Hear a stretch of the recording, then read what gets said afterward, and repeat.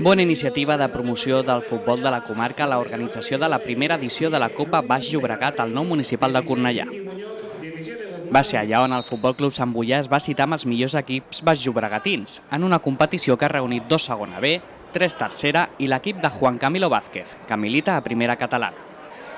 Tot i la diferència de categoria, els santboians van plantar cara a l'Hospitalet durant els 45 minuts que va durar el partit que va donar el tret d'inici al torneig. El resultat, 0-0, va ser just, tot i que l'Hospitalet va tenir alguna oportunitat més. En tot moment, però, el Sant Boià es va mostrar molt seriós en defensa. En atac, tot i alguns problemes a la sortida de la pilota, Buba va generar perill des de la banda dreta.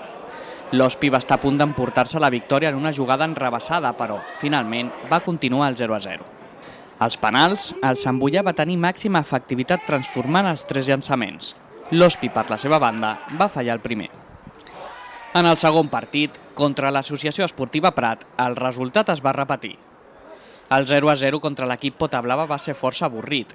Els santboians es van queixar d'un possible penal que hauria pogut canviar la dinàmica del maig. En aquesta ocasió, el davanter Josele, una de les incorporacions d'aquesta temporada, va deixar més d'un detall de qualitat. Abans d'acabar, León va ser expulsat per una picabaralla amb un rival que li va buscar molt les pessigolles. A la tanda de penals, el Prat va guanyar per 3-2.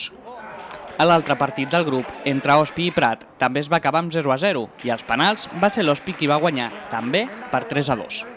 Amb tot, el grup A de la Copa Baix Llobregat va acabar empatat a tot i, per sorteig, el Futbol Club Sant Boià es va classificar per a la final de dissabte.